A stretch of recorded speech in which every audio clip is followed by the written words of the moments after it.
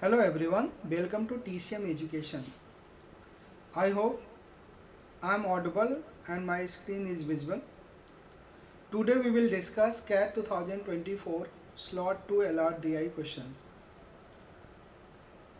इस स्लॉट में भी 4 के 3 सेट्स आए थे और 5 के 2 सेट्स आए थे और इसमें भी 2 से 3 सेट एवरेज बच्चा बहुत आराम से कर सकता था। चलिए स्टार्ट करते हैं। हम लोग पहले सेट को सॉल्व करते हैं। ये फर्स्ट सेट है।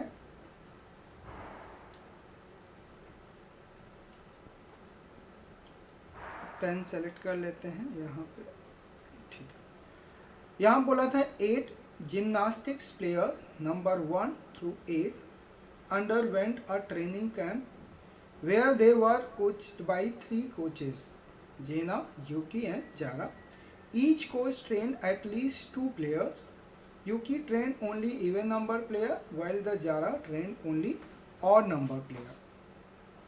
तो यहाँ पे 3 कोचेज हैं, X, Y एंड Z।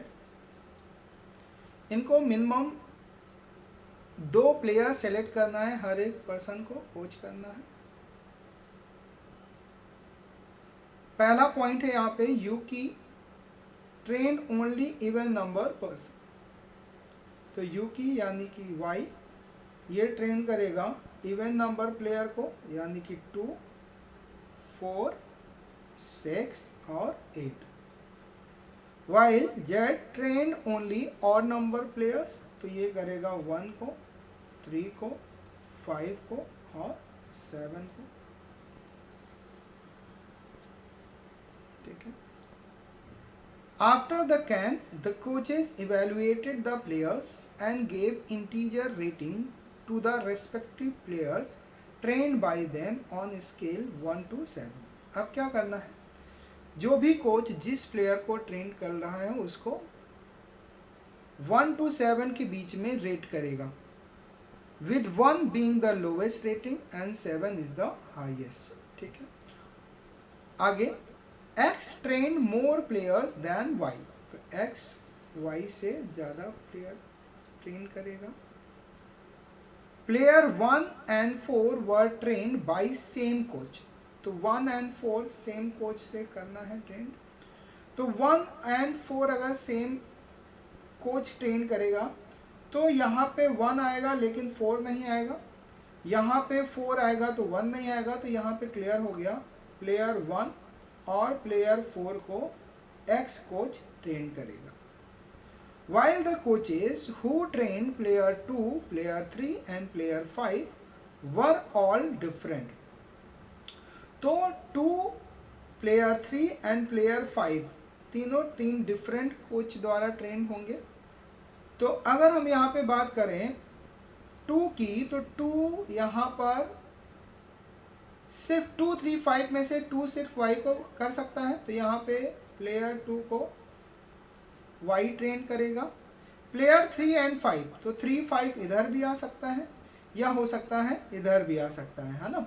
तो यहाँ पे प्लेयर अगर 3 आता है तो यहाँ पे आएगा प्लेयर 5, और अगर यहाँ पे आता है 5 तो यहाँ पे आएगा प्लेयर 3। आगे player 5 and player 7 were train by same coach, तो 1 एंड 5 सेम कोच द्वारा ट्रेन होगा।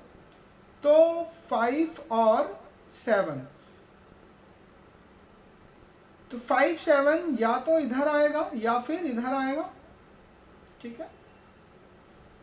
तो 5 और 7 सेम कोच द्वारा ट्रेन किया जाएगा।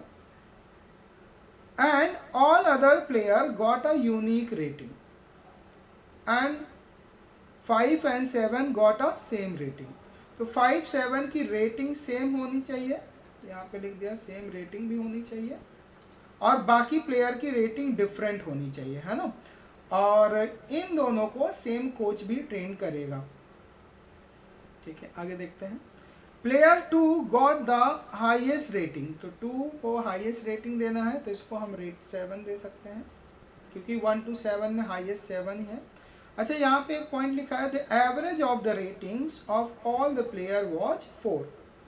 तो इन 8 ने अगर एवरेज रेटिंग 4 पाया है तो इनका टोटल रेटिंग कितना होगा, तो 8 इंटू 4 यानी कि 32। इस 32 रेटिंग में 1 2 3 4 5 6 7, ये 7 रेटिंग तो दिए ही जाएंगे, इसके साथ कोई एक नंबर और रिपीट होगा।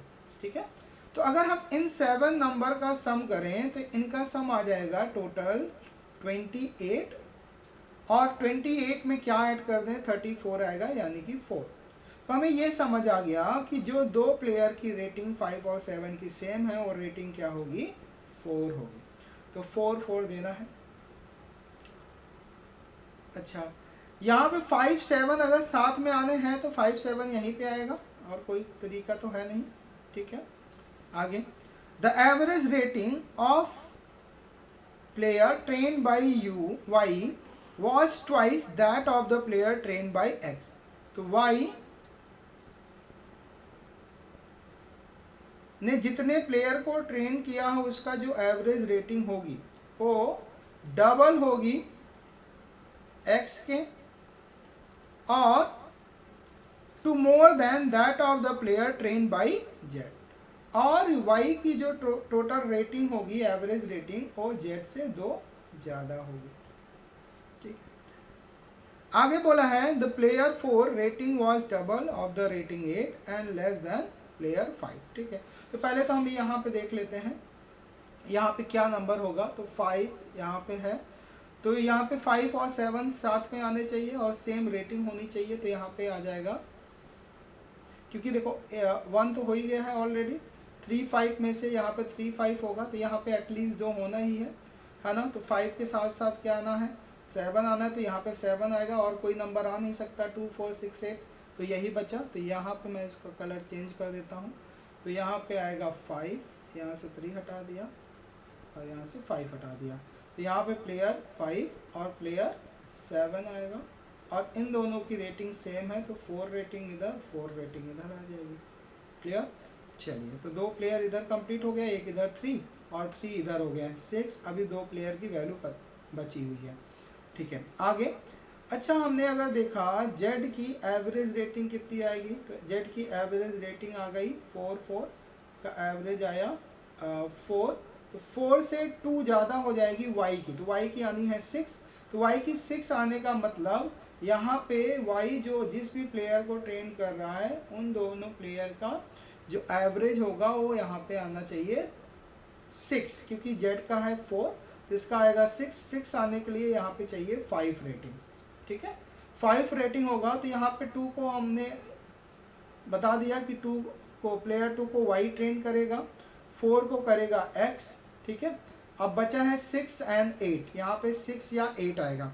अच्छा, यहाँ पे 3 प्लेयर आ नहीं सकते, क्योंकि अगर 3 यहाँ पर आएगा तो x की उससे ज़्यादा प्लेयर होगी, यहाँ पे 4 होगा, तो 3 और 4 7, यहाँ पे 2 9 हो जाएंगे, इसलिए यहाँ पे 2 ही आएगा। अब 2 या तो 6 आएगा या फिर 8 आएगा, अभी देखते हैं उसको। फिलहाल यहाँ पे अगर हम आए तो y ने जितने भी प्लेयर को ट्रेन करा है उनका एवरेज रेटिंग x के एवरेज रेटिंग का डबल आना है। इसका मतलब y की जो रेटिंग की वैल्यू आनी है वो इवन नंबर आनी है। ठीक है, और यहाँ पे एक पॉइंट बोला है player 4 rating was double of the rating 8। तो प्लेयर 4 की जो रेटिंग है वो प्लेयर 8 की रेटिंग का डबल है। ठीक है, एंड लेस देन प्लेयर 5, और प्लेयर 5 की रेटिंग से कम है प्लेयर 4 की रेटिंग।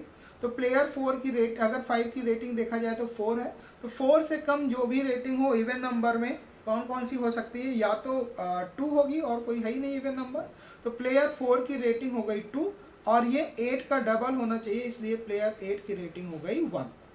तो यहाँ पे प्लेयर 8 तो अब आ नहीं सकता, क्योंकि यहाँ पे जो भी आएगा उसकी रेटिंग 5 होनी चाहिए। तो इसका मतलब प्लेयर 8 यहाँ पर आएगा और प्लेयर 8 की रेटिंग 1 आएगी और प्लेयर 4 की रेटिंग 2 आएगी। ठीक है, अब यहाँ 8 भी कंप्लीट हो गया, तो यहाँ पे बचा प्लेयर 6, तो y प्लेयर 6 को भी ट्रेन करेगा। अब यहाँ पे 2 रेट बच गए हैं, एक तो 1 हो गया, 2 हो गया, 3 बचे हैं, 4 हो गया, 5 हो गया, 6 बचा है। ठीक है, तो बस, तो 3 और 6 में से या तो 3 यहाँ पे आएगा, तो 6 यहाँ पे आएगा और 3 यहाँ पे आया तो 6 यहाँ पे आएगा। और कोई स्टेटमेंट है नहीं हमारे पास। ये हमारा पहला सेट कंप्लीट हो चुका है। अब हम आते हैं क्वेश्चंस पे। तो ये हमारा पहला क्वेश्चन है, what best can be concluded about the number of player coaches by Zara.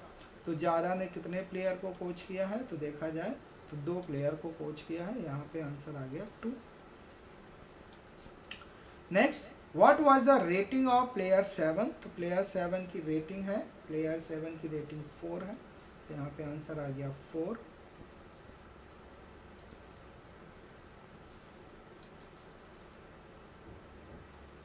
इसकी रेटिंग, इसका आंसर आ गया 4। Next, what was the rating of player 6। तो प्लेयर 6 की रेटिंग हो गई 5। तो प्लेयर 6 की रेटिंग हो गई 5। How many players the ratings can be determined with certainty. तो कितने लोगों की फिक्स्ड है रेटिंग, तो P1 और P3 को छोड़ के बाकी सबका फिक्स्ड है, यानी कि 6 प्लेयर की रेटिंग्स फिक्स्ड है। Who all were the player train by X। तो X ने कितने लोगों को ट्रेन किया है, कौन कौन से प्लेयर को, तो 1 3 4 8 1 3 4 8। तो इसका आंसर आ गया 1 3 4 8 सेकेंड ऑप्शन।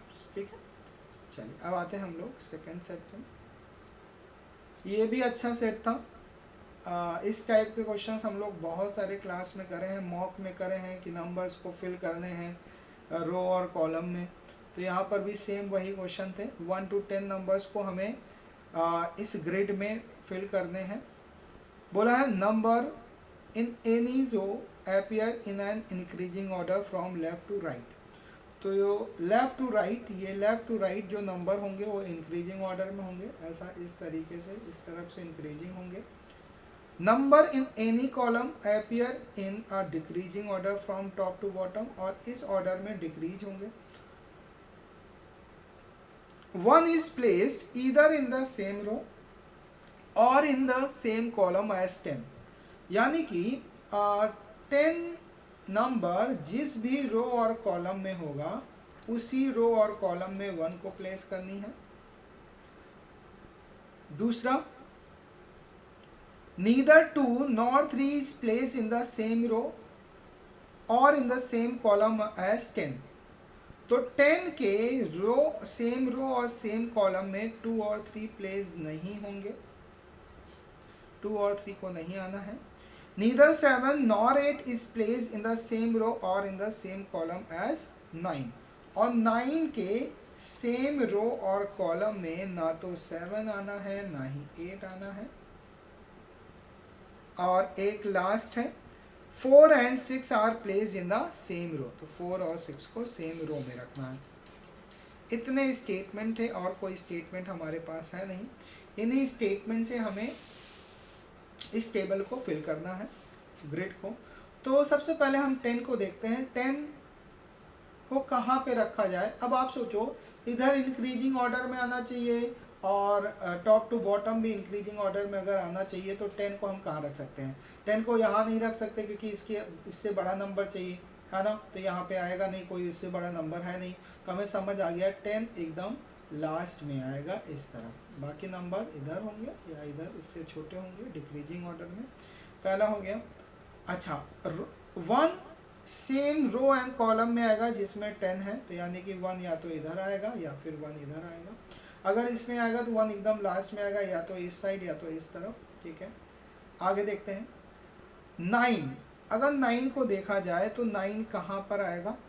9 या तो इस तरफ आएगा, देखो 9 और कहीं पर भी नहीं आ सकता, क्योंकि अगर 9 को यहाँ रखा जाए तो उससे बड़ा नंबर कोई है ही नहीं। यहाँ पे रख ही नहीं सकते, यहाँ पे रख नहीं सकते। तो हमें जस्ट पता चल गया 10 के नेबर, 10 के जस्ट बगल में कौन आएगा, 9। या तो 9 इस तरफ आएगा या फिर 9 इस तरफ आएगा, और कोई ऑप्शन सही नहीं। ठीक है, चलिए।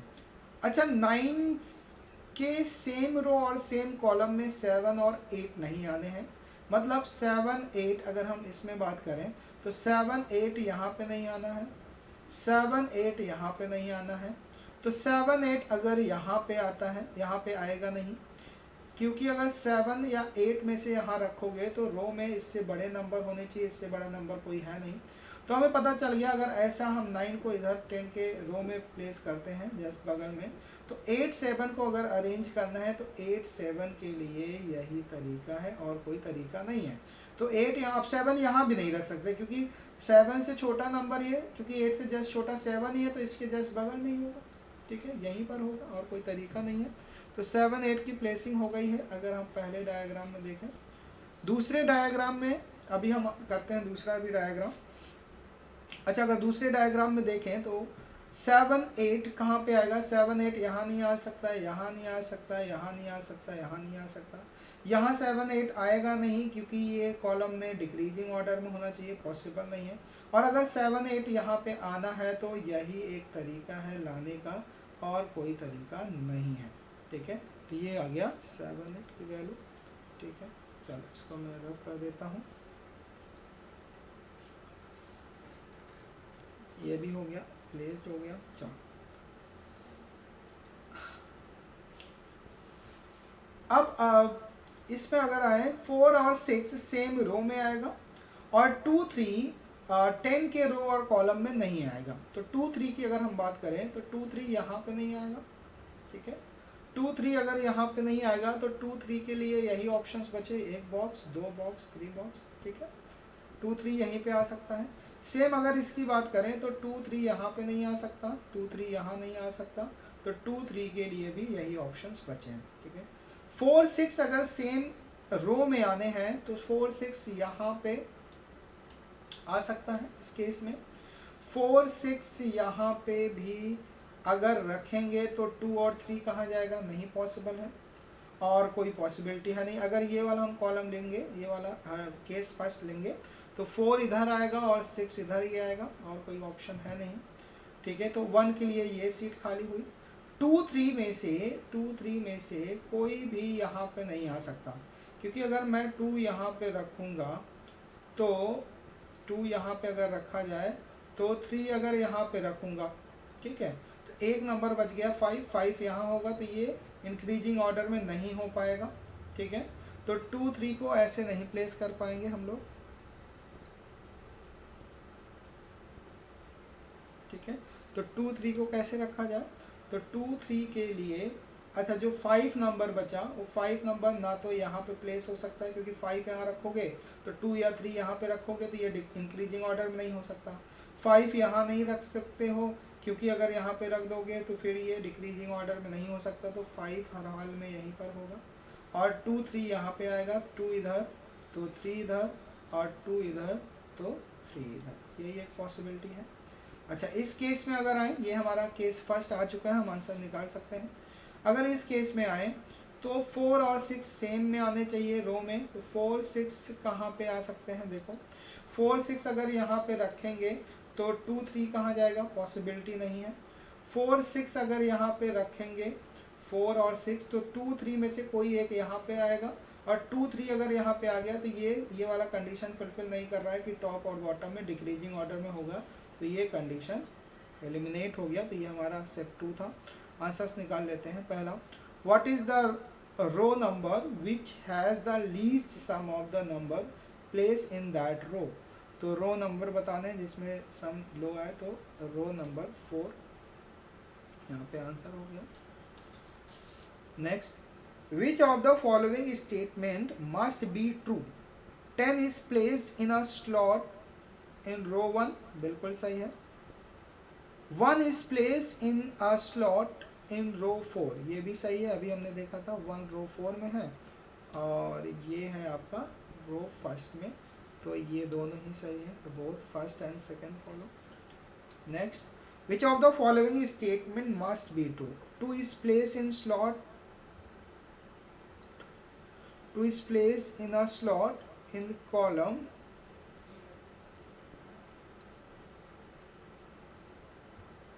यहाँ कुछ मिस प्रिंट है। दूसरा है 3, अच्छा कॉलम 2 ये लिखा हुआ है, तो क्या 2 कॉलम 2 में प्लेस्ड होगा? तो ऐसा ज़रूरी नहीं है, तो ये डेफिनेटली ट्रू है, ऐसा नहीं बोल सकते, तो ये हो गया हमारा रॉन्ग। दूसरा, 3 is place in slot in column 3, तो 3 क्या कॉलम 3 में है? नहीं, ऐसा जरूरी नहीं है, तो ये भी क्या हो गया हमारा फॉल्स। इसका आंसर आ गया neither first nor second. Next, for how many slot in the grid placement of the number can not be determined with certainty. तो अभी हमें देखा है 2 को नहीं हम कर सकते, तो आंसर आया 2। Next, what is the sum of the number placed in column 4, तो कॉलम 4 में नंबर्स का सम कितना हो गया? तो यहाँ पे अगर करें तो 10 और 8 18, 7 25 और 1 26, इसका आंसर आ गया 26। तो सेट नंबर फर्स्ट और सेट नंबर सेकंड आसान थे, करने लायक थे। आते हैं थर्ड पे। ये भी थर्ड सेट अच्छा सेट था, तो इसको करते हैं। The above in a diagram of the walkway indicate by all the straight line and lakes, 3 of them each in the shape of rectangle shaded in the diagram।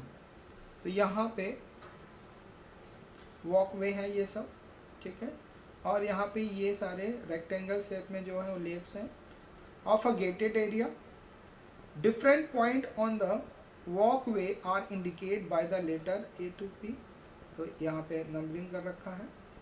With the distance being OP is 150, तो OP की value 150 दिया है metre. ON and MN ये दोनों ही value 300 300 है। ML 400 ML 400 and EL is 200 metre, EL 200 metre and DE is 400, DE 400 metre. तो ये पूरी वैल्यू दिख गई। अच्छा, अगर हम यहाँ पे बात करें तो इस पूरे वैल्यू का सम होगा 1000, इधर 1000, इधर आ गया आपका 750, पूरे का सम इधर भी 750। चलिए आगे देखते हैं। The following additional information about the facilities in the area in the no. The only entry exit point in at C, तो C पॉइंट पर कोई पर्सन एंट्री कर सकता है, एग्जिट कर सकता है। आगे, there are many residence within the gated area, all of them are located on the path AH and ML, तो AH ये पाथ है और ML ये है, तो यहाँ पे रेजिडेंस है। 4 of them being A, H, M इधर और L ये है। The post office is located eight P, यहाँ पे पोस्ट ऑफिस है। And the bank is located eight B, तो यहाँ पे आया बैंक, ठीक है। तो हमें डिस्टेंस दिया है और पॉइंट की लोकेशंस बताए हैं, रेजिडेंस बताए हैं, कौन कौन से कहाँ पर हैं। आते हैं क्वेश्चंस पे। तो ये हमारा पहला क्वेश्चन है, तो यहाँ पे हम लोग सारा एंट्री कर लेते हैं एक बार। तो यहाँ पे है बैंक B पॉइंट पे, यहाँ P पॉइंट पे है पोस्ट ऑफिस, ये 4 residence A, H, L, M, ये यहाँ पे एंट्री कर सकते हो, एग्जिट कर सकते हो।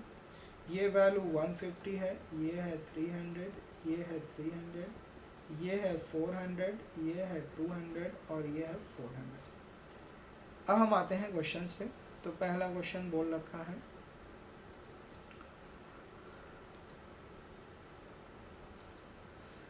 One resident whose house is located at L, यहाँ पे उसका हाउस है, need to visit the post office as well as the bank. What is the minimum distance he has to walk starting from his residence and returning to his residence after visiting both the post office and bank? तो हमें simple करना क्या है, L से start करना है। Post L पे जो भी रेजिडेंट है उसको पोस्ट ऑफिस विजिट करना है, बैंक विजिट करना है, वापस यहाँ पे अपने घर आना है। तो हमें बस ये देखना है कि ऐसा कौन सा हम रूट लें जो बहुत मिनिमम डिस्टेंस रिप्रेजेंट करें। तो बस देखते हैं, यहाँ पे स्टार्ट करते हैं L से। L से अगर स्टार्ट करें, मिनिमम डिस्टेंस लेना है, तो हम ऐसे ही चलते हैं, इधर से चलेंगे ऐसा, ठीक है। अब यहाँ से अगर ऐसे आओगे, क्योंकि पी तक तो आना ही है, तो अगर ऐसे आओगे तो ये आपका 400 300 700 हो जाएगा, और इधर करोगे तो 7 और 3 4 और 3 का ये पाइथागोरस लगाओगे तो ये आ जाएगा 500। तो ये ज़्यादा आसान लग रहा है, यहीं पे आना चाहिए, शॉर्टेस्ट लग रहा है, तो ये आया इधर।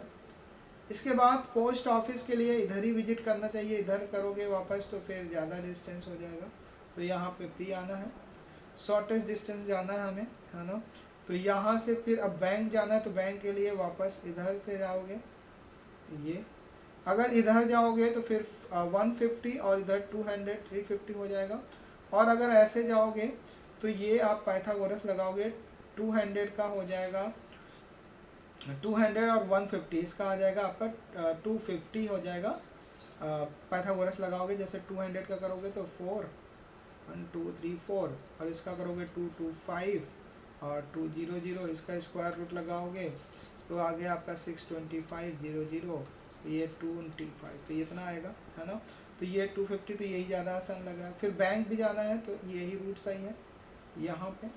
फिर उसको अपने हाउस आना है तो इसके लिए इसको इधर, फिर ऐसे, या फिर इधर सीधे भी जा सकते थे, ऐसे डायरेक्टली, ऐसे भी, दोनों डिस्टेंस सेम है, तो ये इसका टोटल डिस्टेंस हो गया।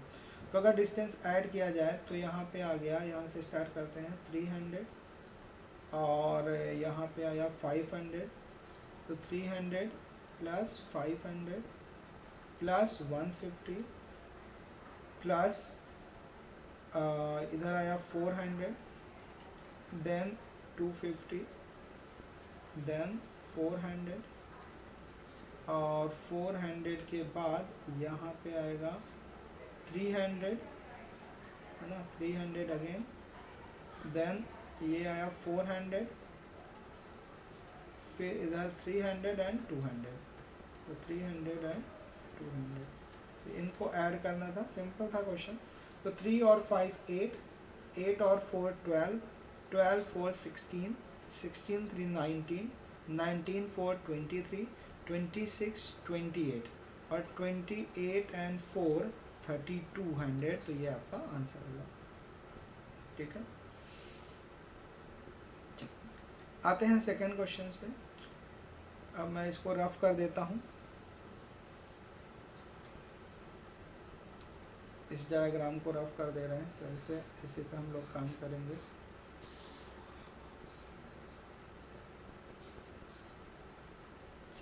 सेकंड क्वेश्चन करते हैं।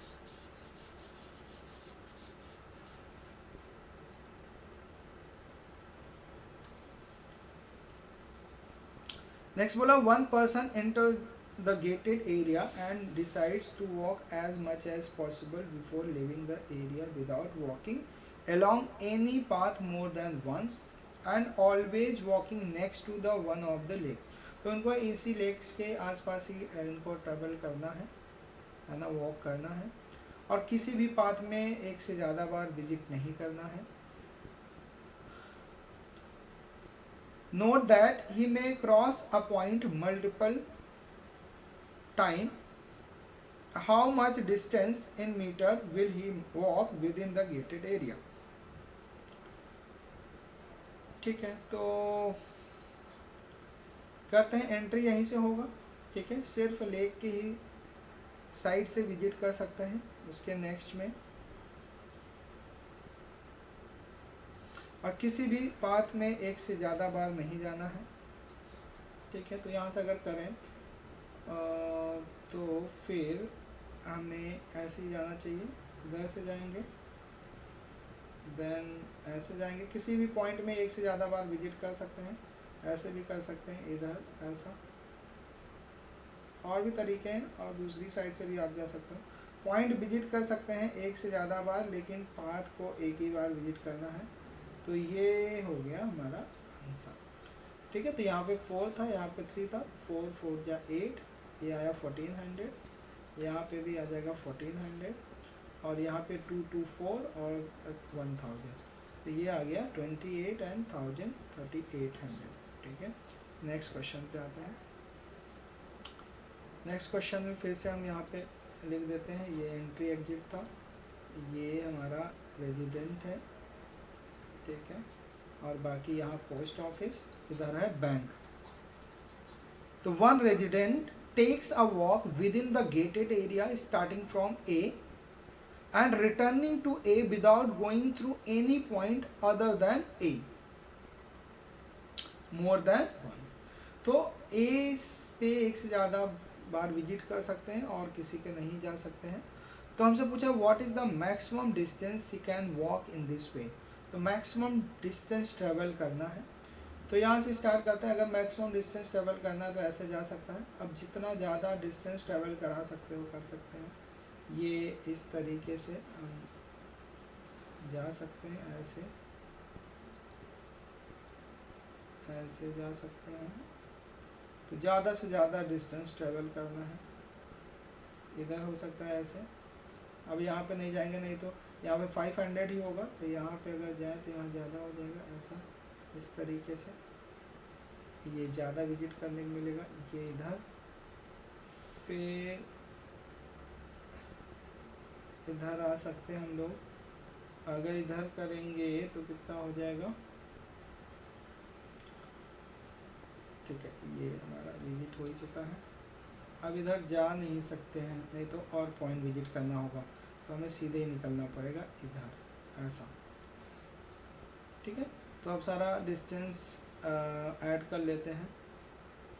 तो यहाँ पे आया टोटल डिस्टेंस, ये था 150, ये है आपका 400, इधर भी 400, ये आया 300, ये भी आया 300, ये है 200, ये है 400, ये भी 400, ये है 300, इधर आया 400, ये आया 150, ये आया 400, ये आया 200 और ये आया 400। तो देख लेते हैं, सारे नंबर्स को ऐड कर लेते हैं, यही हमारा आंसर हो जाएगा।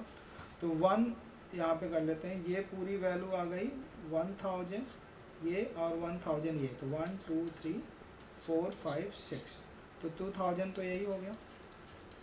प्लस यहाँ पे अगर जाएं तो 300 600 और 150, यानी कि 750 इधर, और इधर अगर करें तो 300 600 और 150, 750 इधर, ठीक है।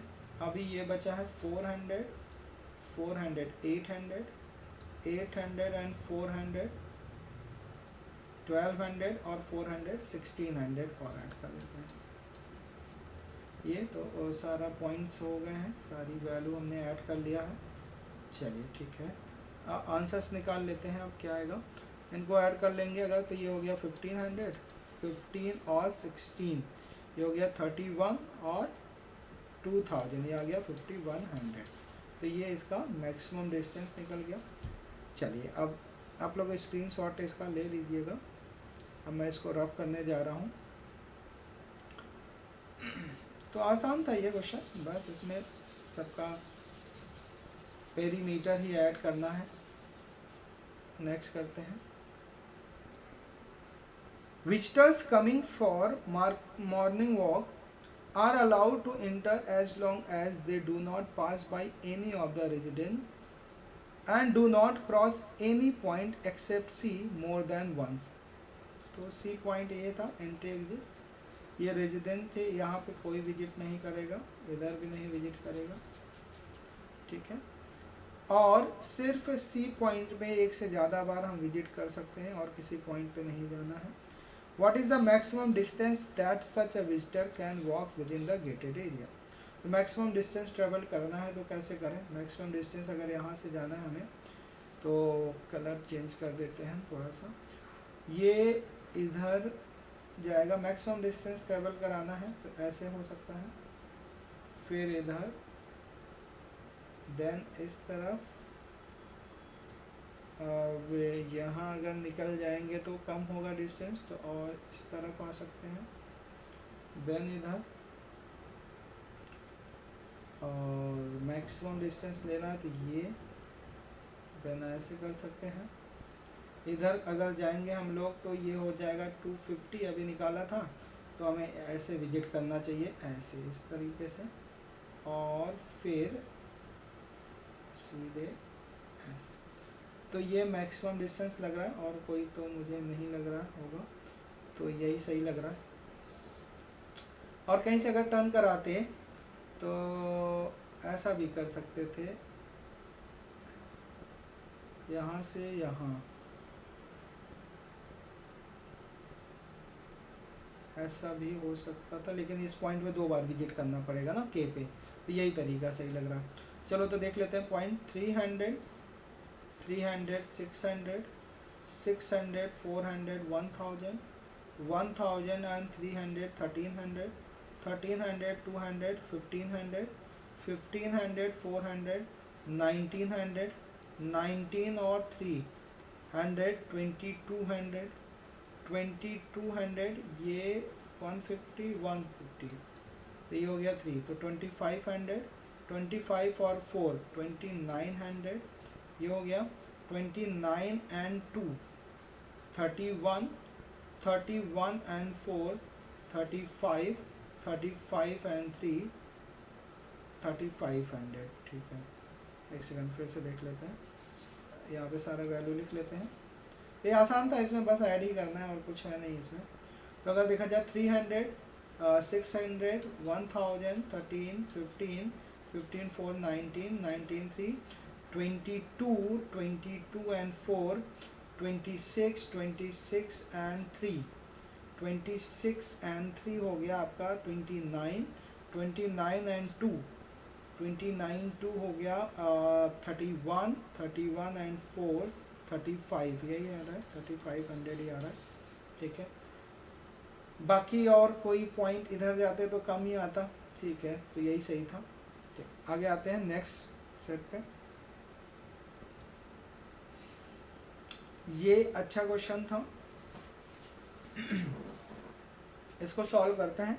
बोला an online e commerce firm receive daily integer product rating from 1 through 5 given by buyers. The daily average is the average of the rating given on that day.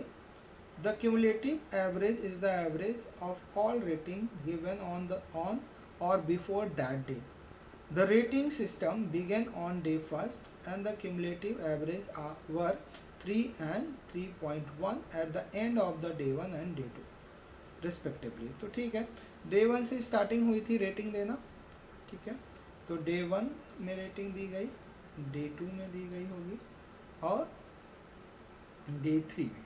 ठीक है, तो डे 1 में आपको दे रखा है एवरेज रेटिंग 3। डे 1 में average rating की अगर बात करें तो डे 1 की एवरेज रेटिंग है 3 और क्यूमुलेटिव रेटिंग है डे 2 की। तो क्यूमुलेटिव होता है कि उस दिन का और उससे पहले वाले दिन का सम, यहाँ पे दे भी रखा था आपको। तो क्यूमुलेटिव एवरेज की अगर मैं बात करूँ, क्यूमुलेटिव एवरेज डे 2 की, तो ये है 3.1। आगे the distribution of rating on day 2 is given in the figure below. तो ये डायग्राम है, इस डायग्राम में डे 2 में कितने रेटिंग मिली है, कितने लोगों ने क्या रेट किया है, ये आपको दे रखा है।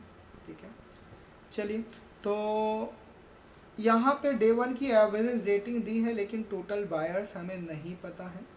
लेकिन डे 2 की आपको दे रखी है, टोटल बायर्स भी पता है और रेट, उन बायर्स ने कितने रेट दिए हैं ये भी पता है। तो हम यहाँ से टोटल रेटिंग भी निकाल सकते हैं डे 2 की। तो डे 2 की अगर हम बात करें तो एक टेबल बना लेते हैं, एवरेज रेटिंग, यहाँ पे लिख लेते हैं बायर्स, कितने बायर्स थे किस डे में, और उनका टोटल रेटिंग, और यहाँ पे लिख लेते हैं उनकी क्यूमुलेटिव रेटिंग।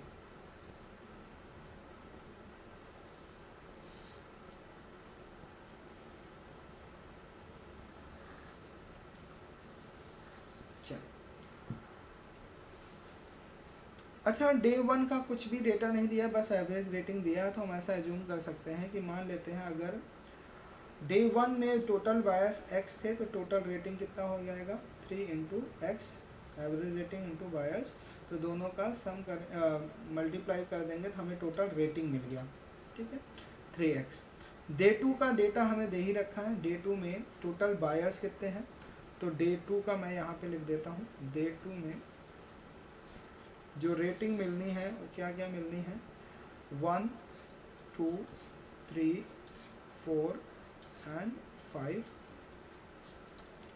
ठीक है। तो टोटल रेटिंग 1 कितने लोगों ने दिया था, 5 बायर्स ने 1 दिया है, 2 दिया है 10 लोगों ने, 3 दिया है टोटल 5 लोगों ने, और 4 दिया है टोटल 20 लोगों ने, और 5 दिया है टोटल 10 लोगों ने। टोटल अगर बायर्स की बात करें डे 2 में, तो टोटल बायर्स, ये बायर्स को रिप्रेजेंट कर रहा है, ये रेट है, ठीक है। तो टोटल बायर्स कितने हो गए, 5 10 15 20 50 आया टोटल बायर्स। और टोटल रेटिंग की बात अगर करें तो टोटल बायर्स हो जाएंगे आपके 1 into sorry total rating 1 into 5 5, 2 into 10 20, 3 into 5 15, 4 into 20 80, और 5 इंटू 10 50। तो टोटल रेटिंग हो गया आपका 50 80 130 130 और 20 150 और 20 170 टोटल था। तो इनका एवरेज भी निकाल सकते हैं। तो एवरेज के लिए 170 डिवाइड बाई 50 करेंगे तो हमें एवरेज मिल जाएगा। एवरेज हो गया 5 2 जा या 5 3 जा 15 और 5 यहाँ पे आ गया 3.4, ठीक है। चलिए, अगर हमें डे 1 का टोटल बायर्स बताना है तो हम क्यूमुलेटिव एवरेज का यूज कर लेते हैं। तो क्यूमुलेटिव एवरेज का यूज करेंगे तो कैसे निकलेगा ये वैल्यू, तो यहाँ से क्यूमुलेटिव एवरेज निकलेगा कैसे, दे रखा है 3.1, तो 3.1 निकलेगा total rating upon total buyers है। तो total rating day 2 and day 1 का कितना हो गया, 3x प्लस 170, और टोटल बायर्स हो गए x प्लस 50। इसको अगर हम सॉल्व करें तो ये आ गया आपका 3x प्लस 170, इधर मल्टीप्लाई होगा 3.1x प्लस ये आ गया 5 1 जा 5 155, ठीक है। इसको इधर लाएंगे तो ये हो गया 0.1x, और इसको इधर लाएंगे तो ये बचा 15, पॉइंट हटाएंगे तो x की वैल्यू आ गई 150। तो हमें ये पता चल गया x की वैल्यू 150 है, मतलब टोटल बायर्स डे 1 में 150 है, और टोटल रेटिंग हो गया 150 इंटू 3 450। तो ये हमें पता चल गया डे 2 का डेटा और डे 1 का डेटा, ठीक है। अब आते हैं the following information is known about rating on day 3। तो डे 3 की रेटिंग के बारे में आपको बता रखा है। नेक्स्ट बोला है, ये आपका डे 2 का डेटा था। 100 buyers gave product rating on day 3। तो डे 3 में टोटल बायर्स है 100। The modes of the product rating were 4 and 5। मतलब डे 3 की अगर बात करें तो डे 3 में लोगों ने या तो 1 रेटिंग दिया होगा, या तो 2, या फिर 3, या फिर 4, या फिर 5। अच्छा, इसमें ये 4 एंड 5 बहुत मैक्सिमम, मॉड पता ही होगा सबको, जो मैक्सिमम फ्रिक्वेंटली रिपीट हो। तो 4 एंड 5 बहुत मैक्सिमम टाइम्स आपको रेटिंग दी गई है। तो यहाँ पे 4 एंड 5 मॉड है। आगे, the number of buyers giving each product rating are non zero multiple of 10। तो यहाँ पे जो रेटिंग मिलना है 1 वाले 10 बायर्स होंगे, 2 वाले भी 10 या 10 के मल्टीपल होंगे, 1 वाले भी 10 या 10 के मल्टीपल होंगे, कोई वैल्यू जीरो नहीं होगी, बाकी वैल्यू 10 का मल्टीपल होगा, ये दिया है। आगे, the same number of buyers gave the product rating of 1 and 2। तो यहाँ पे अगर x है तो यहाँ पर भी x होगा, सेम बायर्स होंगे। And that number is half the number of buyers who gave a rating of 3। और ये नंबर 3 रेटिंग का हाफ है। तो यहाँ पे आ गया आपका सॉरी हाफ है तो 2x आ जाएगा। तो यहाँ पे आ गया वैल्यू 2x, इसका हाफ। अच्छा, मॉड है इनका टोटल सम, ये नीचे आ गया बायर्स, ये टोटल बायर्स होने चाहिए 100, इनका सम 100 आना चाहिए। और यहाँ पे जो नंबर ऑफ बायर्स होंगे वो मैक्सिमम होंगे, क्योंकि ये मॉड वैल्यू है। तो सारी वैल्यू 10 या 10 का मल्टीपल होना चाहिए, कोई वैल्यू जीरो नहीं होना चाहिए। तो एक ही पॉइंट यहाँ पे सेटिस्फाई भी हो रहा है एक नंबर। अगर यहाँ 10 लें तो 10 यहाँ 10 यहाँ, तो 20 यहाँ पे हुआ, बचा 60। 60 को हम, अब मॉड है दोनों ही हैं तो मतलब इक्वल ही होंगे तभी है, नहीं तो कोई एक नंबर होता। तो यहाँ पे 30 एंड 30 ऐसा हो सकता है। कोई है वैल्यू और कोई वैल्यू ले नहीं सकते, 20 लोगे तो यहाँ पे 40 हो जाएगा, ये 80, ये वैल्यू कम हो जाएगी। तो यहाँ पे ये कोई और पॉसिबिलिटी नहीं है, यही है। तो टोटल बायर्स हमें मिल गया डे 3 का 100। और अगर मैं रेटिंग की बात करूँ तो टोटल रेटिंग 1 इंटू 10 10 आ गया, प्लस 2 इंटू 10 20, 3 इंटू 20 60, 4 इंटू 30 120, और 5 इंटू 30 आपका आ गया 150। अगर टोटल सम करें तो 150 120 270 270 एंड यहाँ पे 30 हो गया 300, और ये 60 हो गया 360। तो टोटल रेटिंग हो गया डे 3 का 360, और अगर एवरेज निकालेंगे तो 360 अपॉन 100 तो 3.6 आ गया। ठीक है, तो ये आ गया। तो आते हैं क्वेश्चंस पे। तो पहला क्वेश्चन है how many buyers gave rating on day 1। तो डे 1 में कितने बायर्स ने रेट किया है, तो हमने अभी देखा था 150, आंसर बहुत पहले ही आ गया था हमारा, तो 150। Next, what is the daily average rating on off day 3। तो डे 3 का एवरेज रेटिंग अभी निकाला था हमने 3.6 यहाँ पे आया था। Next, what is the median of all ratings given on day 3। तो डे 3 में जो रेटिंग मिले 1 2 3 4 दिया है, बोला है कि इसमें मीडियन क्या होगा। तो मीडियन होता है, कैसे निकालते, कैसे, पहले सारे नंबर को इंक्रीजिंग ऑर्डर में अरेंज करेंगे, और जो बीच का बायस है वो कितना रेट दिया है, यही हमारा मीडियन है। तो मीडियन निकालने का सिंपल तरीका है। अच्छा, हमें अभी पता चला 10 लोगों ने 1 रेटिंग दिया है, बाकी 10 ने 2 दिया है, 20 ने 30 दिया है, 30 लोगों ने 4 दिया और 30 लोगों ने 5 दिया। तो बोला मीडियन क्या होगा रेटिंग का। तो सिंपल था, आप सोचो मीडियन निकालने के लिए पहले हमें सारे रेट को इंक्रीजिंग ऑर्डर में अरेंज करना होगा। तो 1 1 1 1 ऐसे करेंगे 10 टाइम्स ऐसा करेंगे। फिर यहाँ पे स्टार्ट होगा 2 2 2 2, ये भी 10 टाइम्स हो जाएगा। ठीक है, ये आपका 10 लोगों ने 1 1 रेटिंग किया, 10 लोगों ने 2 2 रेटिंग करा, बाकी 3 रेटिंग करे हैं टोटल 20। तो ये 3 3 3 3 ऐसे करके आपका आएगा 20th टाइम्स। ठीक है, तो यहाँ पे 20 लोगों ने, तो हमें पता है 100 लोग हैं तो मीडियन कौन होगा 50 और 51 वाला बायस कितना रेटिंग दिया है वही मीडियन है। तो 40 तो यहाँ तक आ गया। अब आगे 4 4 की रेटिंग मिलेगी कहाँ तक, 30th टाइम तक। तो ये जो 30% आएंगे वही 30% ही 50th और 51 वाला नंबर वाला होगा, यानी कि रेटिंग आएगी इसमें जो मीडियन है वो 4 की आएगी, यही आंसर है। Next, which of the following is true about the cumulative average rating of day 2 and day 3। तो डे 2 से डे 3 में एवरेज रेटिंग, ठीक है, क्यूमुलेटिव रेटिंग में कौन सा स्टेटमेंट ट्रू है। तो इसने बोला है पहले ऑप्शन में cumulative average of day 3 increase by less than 5% from day 2। कह रहा है डे 2 से डे 3 में जो क्यूमुलेटिव एवरेज का इंक्रीमेंट है वो लेस देन 5 है, ये लेस देन 5 बोला है।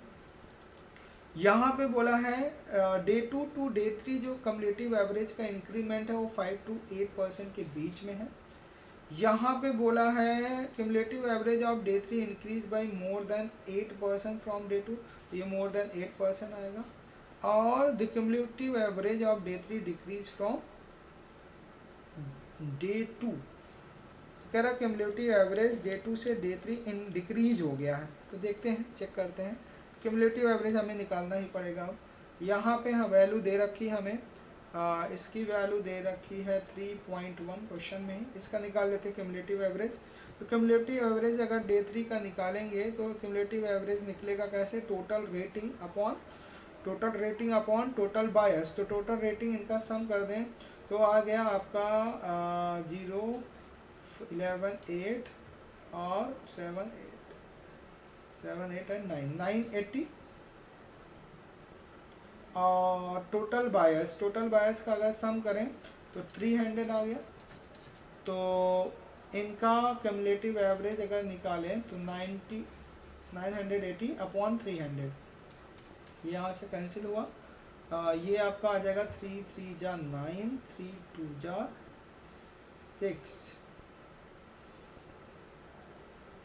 3 3 जा 9, 3 2 जा 6 आया 2, 0.6666, तो हम यहाँ पे बोल सकते हैं ये वैल्यू आ जाएगा 32.7, और यहाँ पे 10 से डिवाइड करेंगे तो ये आ जाएगा 3.27। तो ठीक है, इसका आ गया 3.27। तो इंक्रीमेंट देख लेते हैं कितना है, इस पेज पे कर लेते हैं। तो डे 2 का क्यूमुलेटिव एवरेज दे रखा है, डे 2 का क्यूमुलेटिव एवरेज दिया है आपको 3.1, और डे 3 का अभी हमने निकाल रखा है। डे 3 का आया है क्यूमुलेटिव एवरेज 3.27 आया है। अब इसमें परसेंटेज इंक्रीज लगा देते हैं, परसेंटेज इंक्रीज, तो ये आया 3.27 माइनस 3.1 अपॉन 3.1, डे 1 से करना, इंटू 100 करना पड़ेगा, ऐसे निकलेगा वैल्यू। तो ये आ गया आपका 0.17 अपॉन 3.1 इंटू 100। तो हम एकदम डिटेल में बता रहे हैं, इतना टाइम नहीं लगना चाहिए था, हम लोग इसको माइंड से भी सॉल्व कर सकते थे, लेकिन मैं हर एक बच्चे के लिए सॉल्व कर रहा हूँ, चाहे जितना भी वीक बच्चा हो सबको समझ आ जाए। तो ये यहाँ से पॉइंट हटा, तो यहाँ पे आ गया 310। तो 310 का अगर मैं 10% निकालूँ तो ये आ गया आपका 331। तो 1% कितना आ जाएगा, 1% आ गया आपका 3.1। तो 1% अगर 3.1 है तो 17 कितना होगा, तो 3.5 जो अगर हम निकालें तो ये आ गया आपका 15.5। तो 15.5 आएगा वैल्यू, तो यानी कि 5% से तो ज़्यादा ही है ना, 5% से ज़्यादा है। तो अगर 5% से ज़्यादा, अगर 8% निकालें तो 8% निकालोगे तो 8 3 जा 24, तो 24 के आसपास आना चाहिए था। अच्छा 6 निकालेंगे तो 18 से ज़्यादा आना चाहिए, तो 6% भी नहीं होगा, ठीक है, 5 से ज़्यादा होना है। तो अगर ऑप्शन पे आए तो इसने बोला लेस देन 5% होना चाहिए, तो ये हमारा गलत है। दूसरा 5 to 8% के बीच में है, ठीक है, हो सकता है। 8% से ज़्यादा नहीं हो सकता, अभी देखा हमने, डिक्रीज नहीं हो रहा है, इंक्रीज हो रहा है, तो ये नहीं होगा, तो ऑप्शन बी सही है। ये हमारा सेकंड लास्ट सेट था, एक लास्ट सेट बचा हुआ है। ये सेट, ये भी सेट आसान था लेकिन थोड़ा सा ट्रिकी था, एरिया वगैरह का जिक्र कर दिया था। तो करते हैं इस क्वेश्चंस को। यहाँ बोला the two plots below give the following information about the 6 firms for 2019 and 2023। तो 6 फर्म्स हैं, उनका डेटा दिया है, ये 19 का डेटा दे रखा है, ये आपका 23 का डेटा है। PAT the firm profit after taxes in rupees crore. तो यहाँ पे ये जो पैट वाई एक्सिस में पैट देख रखा है PAT, तो ये है आपका प्रॉफिट आफ्टर टैक्स। तो प्रॉफिट आफ्टर टैक्स आपको दे रखा है 6 फर्म का, 19 में और 23 में। आगे ES क्या है, the firm employ strength, that is the number of employees in the firm. और यहाँ पे ES दिया है उस फर्म में कितने नंबर ऑफ एम्प्लॉय हैं, हर एक फर्म का डेटा दिया है, 19 का और 23 का। एक यहाँ पे है PRD क्या है, the percentage of the firm PAT, यानी PRD टोटल PAT का परसेंटेज ऑफ वैल्यू है, यहाँ पे परसेंटेज इसकी value, that they spend on the R&D, और ये जो वैल्यू आएगी उसने R&D पे एक्सपेंड किया है, स्पेंड करा है total. In the plot the horizontal and vertical coordinates of points representing each firm give their and the PAT value respectively, ये दे रखा है, अभी पढ़ा था हमने। The PRD value of each firm are proportional to the area around the points representing each firm, ये important value थी। यहाँ पे PRD वैल्यू क्या है, PRD डायरेक्टली प्रोपोर्शनल है एरिया के, ठीक है। The area are comparable between the two plots, ये दो प्लॉट्स के बीच में कंपेयर कर सकते हैं। That is equal area in the two plots represent the same PRD value for the 2 year. तो दोनों ईयर के लिए सेम वैल्यू होगा अगर उनका एरिया सेम है, PRD वैल्यू दोनों की सेम होगी। मतलब हम इनका रेशियो निकाल सकते हैं, अगर सेम है तो 1:1, या फिर एक डबल है दूसरे का तो 1:2, है ना। तो ऐसा हम रेशियो भी निकाल सकते हैं, इनको कंपेयर कर सकते हैं। पहले तो पीआरडी निकाले कैसे, पीआरडी के लिए एरिया चाहिए, तो एरिया हम ऐसा निकालेंगे, पूरा एरिया होता है pi R square, pi R square area हो गया। अब एरिया के लिए हमें ये रेडियस चाहिए, या फिर हम अगर डायमीटर में कन्वर्ट करें तो ये पूरी वैल्यू चाहिए, ये डायमीटर है हर एक का। तो ये डायमीटर लिया कैसे जाए, तो यहाँ पे अगर हम देखें ग्राफ, तो ये देखो हर एक जैसे 2200 है 24, इनके बीच में एक लाइन का गैप है, तो उसको 1 वैल्यू 1 यूनिट समझ लेते हैं, ये 2 यूनिट, ये 3 यूनिट है ना। तो हम अगर जैसे एफ की अगर हमें देखना है टोटल डायमीटर कितना है, तो हम देखेंगे इनके बीच में कितने यूनिट का गैप है, तो ये 2 यूनिट का गैप है, तो इसका डायमीटर 2 मान लेते हैं। यहाँ पे टोटल 1 2 एंड 3 है, तो यहाँ पे 3 है। ऐसे हम किसी का भी डायमीटर इजीली निकाल सकते हैं, देखना पड़ेगा हमें इसको थोड़ा सा ध्यान से, फिगर थोड़ा क्लियर नहीं है। चलिए तो आते हैं हम क्वेश्चंस पे। जैसे अगर डायमीटर में करेंगे तो ये वैल्यू हो जाएगी पाई, और आर की वैल्यू होती है radius is equal to diameter upon 2, तो डी स्क्वायर अपॉन 2। तो हम सीधे डायमीटर काउंट कर लेंगे, रेडियस क्योंकि काउंट करना मुश्किल है ना, उसका डायमीटर में कन्वर्ट कर दिया, तो डायमीटर को हम यहाँ पे रख के इनका पीआरडी वैल्यू निकाल सकते हैं। तो आते हैं पहले क्वेश्चन में। पहला क्वेश्चन बोला है assume that the annual rate growth in PAT over the previous year ARG remained constant over the years for each of the 6 forms, which among the forms A, B, C and E had the highest ARG। ठीक है, तो यहाँ पे percentage growth निकालना है simple, तो compare करके तो निकाल लेते हैं। ऑप्शन में है A, B, C and E। तो ए का अगर निकालें तो ए की पैड वैल्यू 19 में कितनी है, तो ए की पैड वैल्यू 19 में है आपका 3000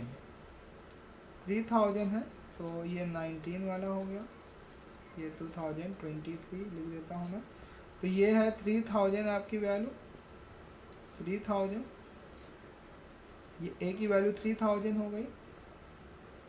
और अगर मैं 23 की बात करूं तो ये वैल्यू हो गई आपकी 39।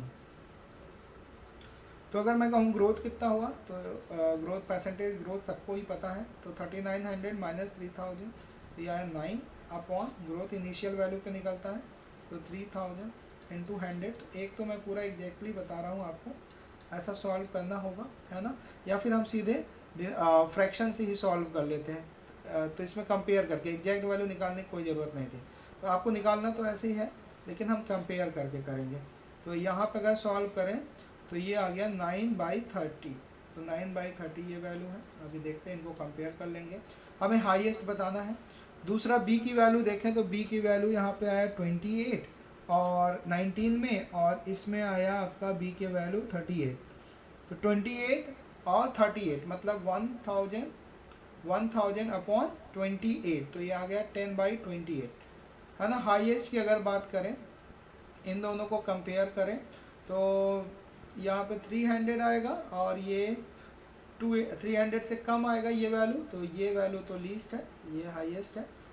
आगे आते हैं, सी की वैल्यू अगर निकालें तो सी की 19 में है 24 और इसमें है 3000, तो इंक्रीज हुआ 600 अपॉन 2400 1/4 25 आएगा, तो ये तो लीस्ट है, इसको हटा देते हैं। और ई की अगर बात करें तो ई की वैल्यू है यहाँ पे 2400 और यहाँ पे है 3500, तो 24 एंड 35, तो आ गया 1100 अपॉन 24। तो इन दोनों को अगर कंपेयर किया जाए तो 24 9 और 30 को कंपेयर किया जाए 11 24, तो इन दोनों को क्रॉस मल्टीप्लाई करके कर देते हैं, 9 इंटू 24 और ये आया 30 इंटू 11, तो ये वैल्यू ज़्यादा आएगी, तो ये इसका हाईएस्ट वैल्यू हो गया ई का। ठीक है, नेक्स्ट सेकंड क्वेश्चन करते हैं। The ratio of the amount of money spend by the firm C on R&D in 2019 to that in 2023 is closest। तो ठीक है, निकालते हैं R&D वैल्यू सी फर्म का। ठीक है, तो सी फर्म का R&D वैल्यू निकालते हैं, सी का 19 का और 2023 का कंपेयर करना है, रेशियो निकालना है। तो R&D वैल्यू कैसे निकलेगा, पहले तो इनका पैट वैल्यू, तो पैट वैल्यू सी की 19 में है 2400 और 23 में है 3000, ये हो गया, इनटू इनका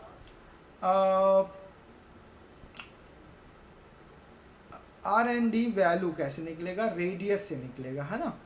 तो बोला the ratio of the amount of money spend by firm C on R&D in 2019 to 2023। तो ठीक है, 19 में इसका अगर हम वैल्यू निकालें तो 19 में सी का डायामीटर है 1, 2 एंड 3, तो 3 का स्क्वायर, क्योंकि ये हमें पता है ना, ये वैल्यू अभी हमने निकाला था, कहाँ गया, PRD वैल्यू, PRD वैल्यू ये इक्वली प्रोपोर्शनल है डी स्क्वायर के, PRD वैल्यू डी स्क्वायर के बराबर है। तो यहाँ पे हम आ गए, तो PRD value is directly proportional D square. तो डी की वैल्यू 3 आई है अगर इसमें, तो 3 का स्क्वायर 9 यहाँ पे लिख सकते हैं, 9%। और यहाँ पे सी की वैल्यू 2023 में जो डी की वैल्यू है ये आएगा आपका 1, 2 का आया 4, ठीक है। परसेंट, तो परसेंटेज कैंसिल हो गया, तो इनको सॉल्व कर लेते हैं। 2 0 यहाँ पे गया, 2 0 यहाँ पे गया, 4 यहाँ से जाएगा तो यहाँ पे आएगा 6, यहाँ पे आएगा 3 2 जा या 6 से कट करते हैं 5 आ गया सीधे, यहाँ पे बचा 5, इधर बचा 9, तो 9 रेशियो 5 आ गया। Next, which among the firm A, C, E and F had the maximum PAT per employee इन 2023। तो ये भी आसान था। तो C का अगर हम निकालें PAT पर एम्प्लॉई 2023 में, तो C का PAT वैल्यू है कितनी, तो C की PAT वैल्यू है 3000 अपॉन एम्प्लॉई स्ट्रेंथ है इसकी 800, हमें इसमें मैक्सिमम बताना है। तो E की वैल्यू अगर देखें तो E की वैल्यू आ जाएगी 3500 अपॉन टोटल आया यहाँ पे 1400। F का अगर देखा जाए तो F की वैल्यू 3200 और 1000, तो ये आ गया, तो 3.2 ही आ जाएगा सीधे। और A की वैल्यू अगर देखा जाए तो A की वैल्यू है 3900 और 1300, तो 39 और 13 ये 3 आया, ठीक है। तो मैक्सिमम बताना ये तो गया, यहाँ पे 3.2 आया। इसकी वैल्यू अगर हम करें तो 14 2 जा 18, तो ये 2 पॉइंट समथिंग आएगा, तो ये भी गया। यहाँ पे अगर करें तो गया, यहाँ पे वैल्यू आएगी 8 3 जा 24, तो 3 पॉइंट समथिंग आएगा ना, 24 बचा कितना 6, तो ये वैल्यू ज़्यादा आ रही है मैक्सिमम, तो सी आंसर आ जाएगा, ठीक है। नेक्स्ट लास्ट करते हैं। तो बोला है which among the firm C, D, E and F had the least amount of R&D spending पर एम्प्लॉय इन 2023। तो ठीक है, इसमें R&D वैल्यू निकालनी है, तो लीस्ट वैल्यू निकालनी है, तो डायरेक्टली हम निकाल सकते हैं। D की 2023 की निकालनी है, तो D की टोटल वैल्यू है कितनी, तो D की टोटल PAT वैल्यू है 24। PRD वैल्यू कैसे निकलेगा, तो D का डायामीटर है 2, तो 2 का डबल हो गया 4 अपॉन एम्प्लॉय स्ट्रेंथ आ जाएगा यहाँ पे 800। F का अगर देखें तो F की वैल्यू आ गई 3200 इंटू डायमीटर है 2, 2 का आया 4 और डिनोमिनेटर में एम्प्लॉय स्ट्रेंथ आ जाएगा 1000। तो हमें अगर दोनों कंपेयर करें वैल्यू तो 8 3 जा 24 और 3 4 जा 12 यहाँ पे आ रहा है वैल्यू, और यहाँ पे आया 3.2 इंटू 4, तो ये तो 12 से ज़्यादा आएगा, हमें लीस्ट बताना, तो ये तो गया वैल्यू। अच्छा, E की वैल्यू देखा जाए तो ये आ गया आपका 3500 इंटू डायमीटर है 1 2 3, तो डायमीटर का स्क्वायर 9 अपॉन एम्प्लॉय स्ट्रेंथ आ गया 1400। तो ये वैल्यू और सी की वैल्यू होगी, सी की वैल्यू है 3000 into P R D value, diameter 2 है तो 4 अपॉन ये आया 800। तो लीस्ट चाहिए, तो लीस्ट इन दोनों को अगर कंपेयर करें तो इन दोनों में यही लीस्ट है डी, ये हट जाएगा, ठीक है।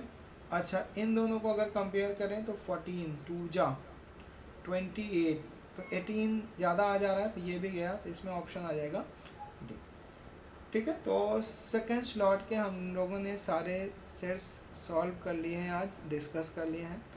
सेकेंड स्लॉट में भी मिनिमम एवरेज बच्चे को 3 सेट तो करने ही चाहिए थे, यहाँ पे हमने सारा ही कर लिया है, ठीक है। चलिए तो अब हम लोग मिलते हैं नेक्स्ट वीडियो में, उसमें हम लोग LRDI के स्लॉट 3 क्वेश्चंस को डिस्कस करेंगे। आज के लिए इतना ही। Okay, thank you everyone.